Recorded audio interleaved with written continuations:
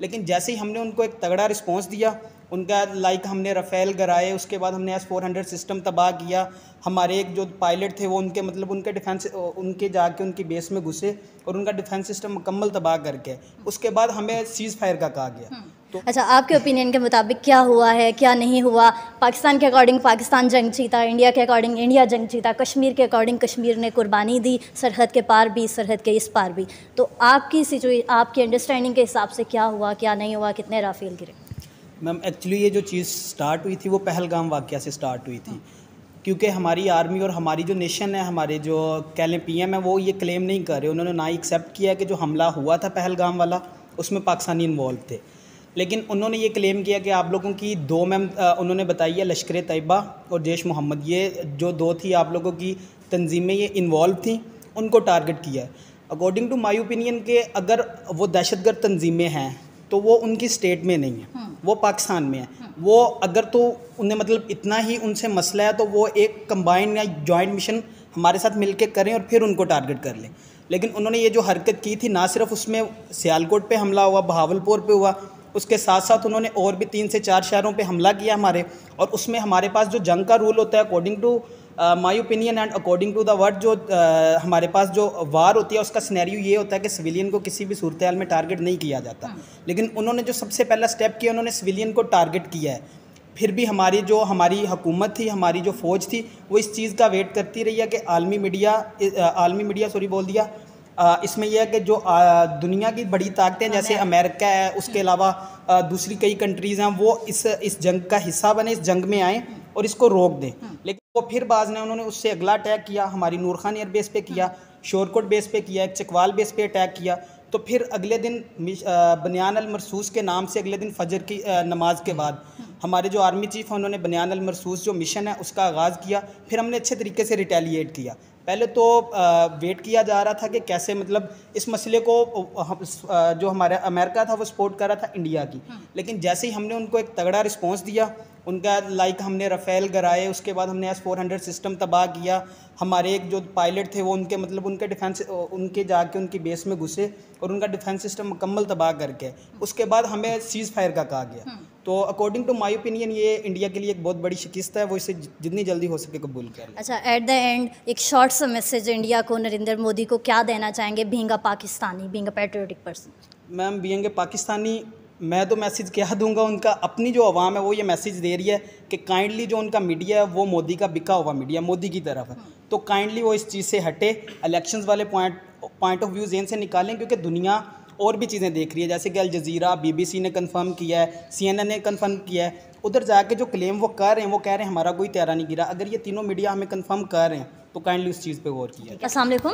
वालेकुम अस्सलाम। अपना ब्रीफ सा इंट्रोडक्शन दीजिएगा। मैं कुमैल अहमद, हमदर्द यूनिवर्सिटी में PharmD सेकंड ईयर का स्टूडेंट हूँ। अच्छा कुमैल, अमेरिका ने ये कहा है कि वो पाकिस्तान और इंडिया को इस पेज पे लाएंगे कि कश्मीर के इशू पर बात की जा सके। आपको क्या लगता है इस इशू पर किस तरह से बात की जा सकती है? पाकिस्तान क्या स्टांस ले सकता है?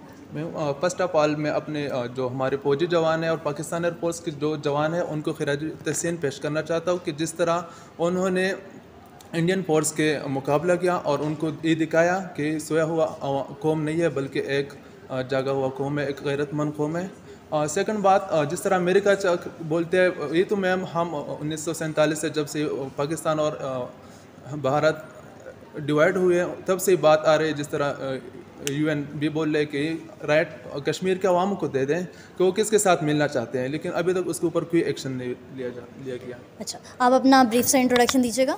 जी, मेरा नाम मोहम्मद उस्मान कुरैशी है और हमदर्द यूनिवर्सिटी से मैं फाइनल प्रोफ का स्टूडेंट हूँ। अच्छा उस्मान, कल हमने इंस्टाग्राम के ऊपर एक काइंड ऑफ रील देखी कि जब अपना मुर्गा मरने लगता है तो सरदार खुद लड़ाई के अंदर घुस जाता है। अमेरिका पे क्या ये पॉइंट अभी फिट आ रहा है? क्या आपको ये लगता है कि ये तमाम जो सिचुएशन हुई इसमें इंडिया को बैक सपोर्ट अमेरिका प्रोवाइड कर रहा था? जी बिल्कुल, मेरे नज़दीक अगर आप देखें कि जैसे इंडिया ने अपने तैयारे फ्रांस से लिए, जिसको हम राफेल के नाम से जानते हैं, जब वो तैयारे गिरे तो फ्रांस ने भी उन पर लान तान की इंडिया पे। दैन इसराइल के उनके जितने भी ड्रोन्स थे और जब वो गिरे पाकिस्तानी फ़ौज ने वो गिराए, तो उन्होंने भी मुड़ के इंडिया पे लान तान की। तो अमेरिका भी इस बेइज्जती से बचना चाह रहा था, क्योंकि उनको पता था कि अगर वो बीच में रेफरेंडम नहीं कराते या वो बीच में सुलह सफाई नहीं कराते तो अल्टीमेटली जो है, जैसे आपने कहा कि अपना मुर्गा मरे, तो उनके ही मुर्गे का नुकसान था, और ये चीज़ हम बाकायदा तौर पर देख चुके हैं। अच्छा, कश्मीर की आवाम ये अभी इस टाइम स्टांस ले रही है कि लड़ाई चाहे पाकिस्तान की हो या इंडिया की, हमेशा इस सिचुएशन के अंदर कड़ा वक्त कश्मीर पे आता है। तो ऐसे सिचुएशन के अंदर जब कश्मीरी ये क्लेम कर रहे हैं कि तमाम लड़ाई के अंदर इस्लामाबाद भी महफूज है, दिल्ली भी महफूज है, नुकसान सिर्फ कश्मीर का है, इस सिचुएशन में कश्मीरियों के लिए क्या आप मोटिवेशनल पॉइंट या क्या कोई ऐसा पॉइंट ऐड करना चाहेंगे जिससे उनकी हिम्मत बंधी रहे? मैम, फर्स्ट ऑफ ऑल एक बात तो ये है ना कि जिस तरह हमारा ये लड़ाई हो रहे थे, तो कश्मीर अवाम भी किसी हद तक नहीं चाहते कि वो पाकिस्तान के साथ आके मिले, क्योंकि अगर वो मिलना चाह रहे थे तो हम मैम कर सकते जिस तरह ये लड़ाई हो गई ना। लेकिन अभी ये जो लड़ाई हुई इसमें कश्मीरियों का ये स्टांस है कि अगर धरती पे बात आएगी तो कश्मीर हमारी माँ है, लेकिन अगर ओवरऑल सोवरेनिटी पे बात आएगी तो पाकिस्तान के साथ हैं हम। नहीं मैम, अगर वो जिस तरह हमारा मकबूजा कश्मीर के अवाम है वो सारे इंडिपेंडेंट होना चाहते हैं, वो पाकिस्तान के साथ कभी नहीं मिलना चाहते हैं। अच्छा, आपके मुताबिक कश्मीरी आज़ाद होना चाहते हैं, पाकिस्तान को अपनी लैंड कंसिडर नहीं करते? नहीं मैम, वो अपना एक अलग रियासत बनाना चाहते हैं जो इंडिपेंडेंट होना इंडिया के साथ होना पाकिस्तान के साथ। अच्छा, ऐसी जो सिचुएशन है जब पाकिस्तान इतना बड़ा मुल्क है, एटमी ताकत होने के बावजूद इंडिया कॉन्टीन्यूसली टीज करता है, तो ऐसे में कश्मीरी क्या अकेले सर्वाइव कर पाएंगे, और अगर नहीं कर पाएंगे तो आप उन्हें क्या मैसेज देना चाहेंगे? मैम, वो कभी भी सर्वाइव नहीं कर पाएंगे, क्योंकि इंडिया को बैक पे जो है अमेरिका का सपोर्ट हासिल है, तो उनको ये करना चाहिए कि वो पाकिस्तान के साथ आके मिले। ठीक है, आप क्या मैसेज देना चाहेंगे कश्मीरियों के लिए भी? पहला मैसेज कश्मीरियों के लिए और दूसरा मैसेज नरेंद्र मोदी के लिए इस सिचुएशन पे जो उन्होंने पाकिस्तान में क्रिएट की और मुंह की खाई। कश्मीरियों के लिए, मेरे जो भाई कश्मीरी भाई हैं, उनके लिए सबसे पहला जो मेरा मैसेज है वो ये है कि वो अपने आप को सॉलिड रखें और पाकिस्तान का साथ दें, जैसा कि वो देते आ रहे हैं और पाकिस्तान के साथ शाना बशाना चलते आ रहे हैं और खड़े हुए हैं। हमने इस सिचुएशन में भी अभी देखा है कि कश्मीर में कई मकामात पर रैलीज़ निकाली गई पाकिस्तान के हक़ में और इंडिया के मुखालफत में।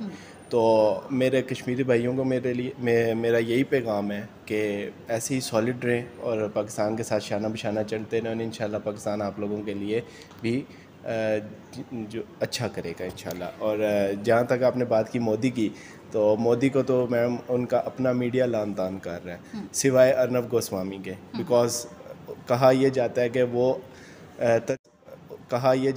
वो तर्जुमान है बीजेपी का, और उनके अलावा अगर हम देखें तो उनका अपना मीडिया भी उन पे लान तान कर रहा है। तो मोदी के लिए यही पैगाम है कि अगर नेक्स्ट टाइम आप दोबारा ये कदम उठाएंगे तो हम आपको इससे भी मुंह तोड़ जवाब देंगे इंशाल्लाह। अच्छा जी, ये थी हमारी आवाम और इनका ये ओपिनियन था कि नरेंद्र मोदी, इंडियन आर्मी, जिन्होंने ये समझा रात की तारीकी में कि पाकिस्तान की आवाम के साथ साथ पाकिस्तान की फ़ौज भी सो रही है और अटैक्स की पाकिस्तान पे, पर इन टर्न जब पाकिस्तान ने रिटेलिएट किया तो उन्होंने मुँह की खाई। दुश्मन शायद ये भूल चुका था कि हम वो पाकिस्तानी हैं जिन्होंने तारीख़ में कभी कोई जंग नहीं हारी, जिन्होंने तारीख़ के अंदर ये साबित किया कि वो पाकिस्तानी हैं, वो अल्लाह के कलमे को मानते हुए हर जगह पर कामयाब होते हैं। आज के इंटरव्यू से इतना ही। मज़ीद बाखबर रहने के लिए देखते रहिए वॉइस ऑफ पंजाब।